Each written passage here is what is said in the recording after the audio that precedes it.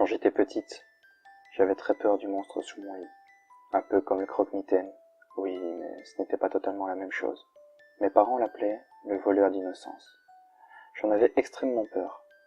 Mais je n'aurais pas pu vous le décrire, car je ne l'ai jamais vu. J'étais une petite fille très sage.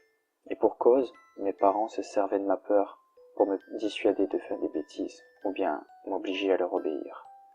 Ne mets pas tes doigts dans ton nez, sinon le voleur d'innocence passera te voir ce soir. Finis tes brocolis, sinon le voleur d'innocence passera te voir ce soir.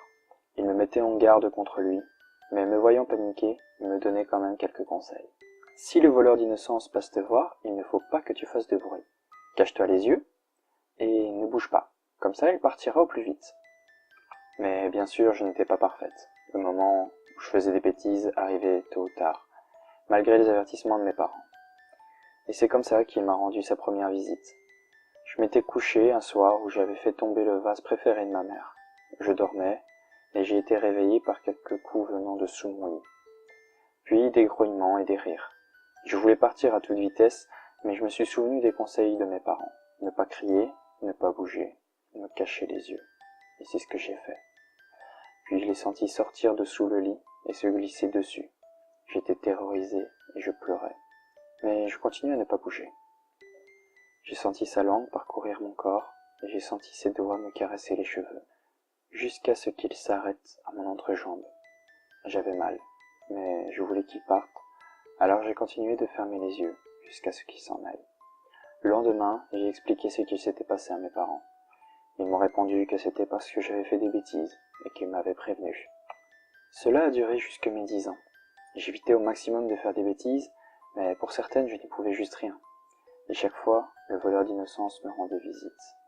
La chose bizarre, c'est que la semaine suivant sa visite, mes parents m'offraient un beau cadeau, ou bien m'emmenaient à Disneyland. Ce qui rendait en quelque sorte le passage du voleur moins insupportable. Mais comme je l'ai dit, je n'ai plus eu de visite de ce monstre depuis mes 10 ans, malgré mes nombreuses bêtises. J'en étais enfin débarrassé, mais pas ma petite sœur, à qui mes parents donnaient les mêmes avertissements qu'ils m'avaient donnés à propos de ce voleur d'innocence. Après avoir eu 16 ans, ayant un peu appris la vie, j'ai commencé à me douter que cette histoire n'était que du pipeau, et que je subissais des attouchements, sûrement de la part de mon père, comme vous vous en doutez aussi depuis le début de mon histoire. Pour ne pas voir ma sœur subir la même chose, j'ai décidé de tendre un piège à mon père, et de tout filmer pour ensuite aller voir la police. Ce jour-là, j'avais demandé à ma sœur de faire exprès de renverser un verre d'eau sur la console de mon père, ce qui lui a valu une fessée mémorable. Mais le soir venu, je m'étais installé dans le placard de la chambre de ma petite sœur.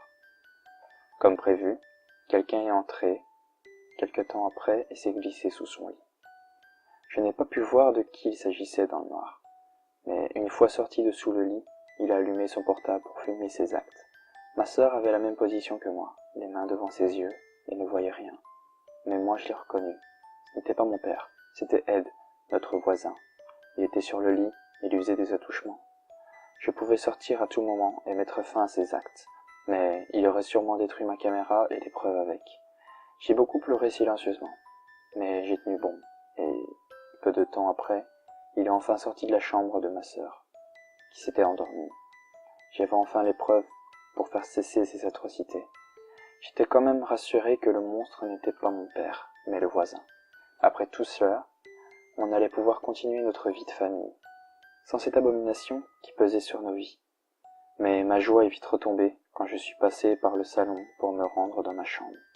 Mes parents étaient accompagnés de notre voisin, cet ignoble pédophile.